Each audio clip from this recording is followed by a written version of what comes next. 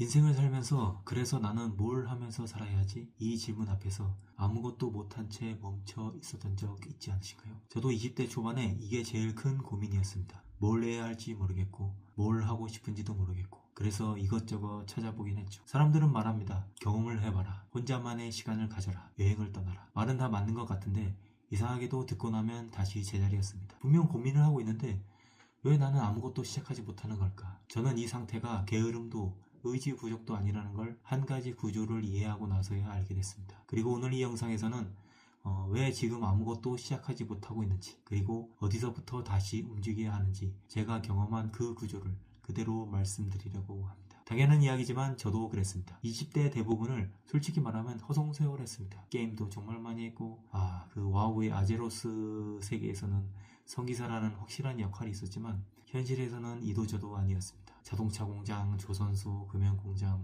이것저것을 전전했고 34살이 됐을 때 통장에 남은 돈은 15만원 딱 한 달 생활비였죠. 무스펙, 커리어 없음, 학벌 없음, 나이만 34살 누가 봐도 망한 인생처럼 보였습니다. 그래서 더 기가 막힌 건 그때도 여전히 똑같은 상태였다는 겁니다. 뭘 하고 있긴 한데 뭘 어떻게 해야 할지는 모르겠다. 이 상태가 사람을 제일 갉아먹습니다. 사실 이 상태에는 이름이 있습니다. 게으름도 아니고 의지 부족도 아니고 눈높이가 높은 것도 아닙니다. 그냥 선택 불능 상태입니다. 사람은 선택 기준이 없으면 아무것도 선택하지 못합니다. 그리고 이 기준은 생각만 한다고 생기지 않습니다. 경험과 지식이라는 인풋이 없으면 만들어지지 않습니다. 근데 우리는 이 기준이 없는 상태에서 계속 인생의 정답을 찾으려고만 합니다. 그러니 아무것도 달라지지 않는 거죠. 이렇게 방황하고 있으면 사람들은 말합니다. 눈높이를 낮춰라. 배부른 소리 하지 마라.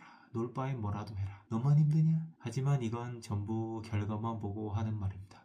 문제는 눈높이 이런 게 아니라 기준이 없다는 겁니다. 기준이 없는데 어디로 낮추고 어디로 올리겠습니까? 저는 벌지 않으면 안 되는 상황이어서 다시 공장에 들어갔습니다. 솔직히 말하면 누가 봐도 망한 인생처럼 보였죠. 사람들은 말합니다. 공장 가면 인생 끝이다. 거기서 벗어나야 사람이 된다. 저도 그렇게 생각했습니다. 근데 막상 들어가 보니 제 경우는 반대였죠. 물론 공장은 쉽지 않습니다. 텃세도 있고 다들 아시다시피 신입 오면은 무조건 갈고입니다. 일은 대충 가르치고 이상한 사람 많고 왜 못하냐고 그냥 소리치는 사람 폭 있고요. 1920년대로 돌아간 것 같은 비주얼 그리고 하루 종일 서서 일하니까 발바닥, 무릎, 허리 안 아픈 애가 없습니다. 저는 진짜 스케쳐스 운동화가 아니었으면 버티기 힘들었을 겁니다. 스케쳐스 운동화는 저의 적토마입니다. 근데요 이런 것들은 사실 처음만 좀 넘기면 끝입니다. 공장은 고점이 낮습니다. 그래서 처음엔 욕먹어도 하다보면 누구나 비슷해집니다. 10년 한 사람이나 1년 한 사람 작업 속도 차이는 거의 없습니다. 그리고 이 구조가 저 같은 극내향인에게는 오히려 맞았습니다. 말을 안 해도 되고 정치질 이런 거 안 해도 되고 파벌 이런 거 없어도 되고 협동 무슨 프로젝트 그런 것도 없습니다. 그냥 띠로링 하고 벨이 울리면 일하고 띠로링 하면은 커피 한 잔 먹고 쉬고 띠로링 하면은 밥 먹으러 가고 띠로링 하면은 집에 갑니다. 몸은 힘든데 머리는 비어있는 상태죠. 전두엽을 거의 쓰지 않으니 생각할 여유는 생깁니다. 그리고 그걸 최대로 활용할 저희 회사 최고의 숨겨진 복지인 무선 이어폰. 다들 노래를 원래 들을 때 저는 그 강의를 듣기 시작했습니다.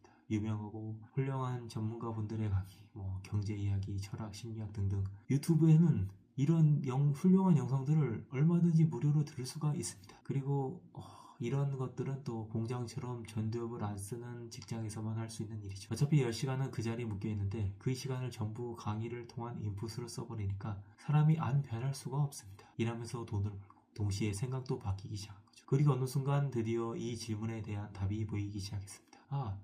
나는 이걸 해야겠구나. 그 방법을 지금부터 말씀드리려고 합니다. 우선 고정 수익이 생겨서 생활이 안정되고 그 뒤에 이렇게 지식이 쌓이고 만난 적 없는 종류의 사람들, 그러니까 긍정적이고 열심히 뭔가를 하는 사람들과 만나고 오프 모임들을 통해서 말이죠. 그리고 직접이든 간접이든 좋은 경험이 쌓이기 시작하면 사람은 진짜 거짓말처럼 전에는 한 번도 세보지 않았던 생각을 하게 됩니다. 사실 우리 뇌는 멍청이가 아닙니다. 다만 생각할 재료가 없어서 그리고 생존에 쫓겨서 제 기능을 못 쓰고 있었던 것 뿐이에요. 저도 철학, 심리학, 자기개발, 기타 등등 진짜 유튜브에 있는 그 수많은 경제 등등등등 정말 이것저것 많이 듣고 읽었습니다. 그러다 결국 하나의 질문으로 다 정리가 됐습니다. 나는 이걸 이루기 위해 어떤 대가를 지불할 수 있는가? 이 질문이죠. 만약 예를 들면 좀 갖고 싶긴 한데 내 시간이나 에너지를 쓰기 싫다 뭐 이러면 그건 진짜 내가 원하는 게 아닙니다. 그냥 남들이 좋다고 하니까 좋아 보이는 겁니다. 반대로 이건 힘들어도 할 수 있을 것 같다. 이 정도 대가는 낼 수 있을 것 같다. 나도 저 정도는 할 수 있을지도? 이 생각이 드는 순간 그게 진짜 내 겁니다. 예를 들면 운동이 그렇죠. 운동이 좋다는 건 누구나 압니다. 근데 어떤 사람은 단일초도 하기 싫어하고 어떤 사람은 자기가 가진 모든 시간을 다 써서 운동합니다. 차이는 하나입니다. 대가를 낼 수 있으냐 없느냐.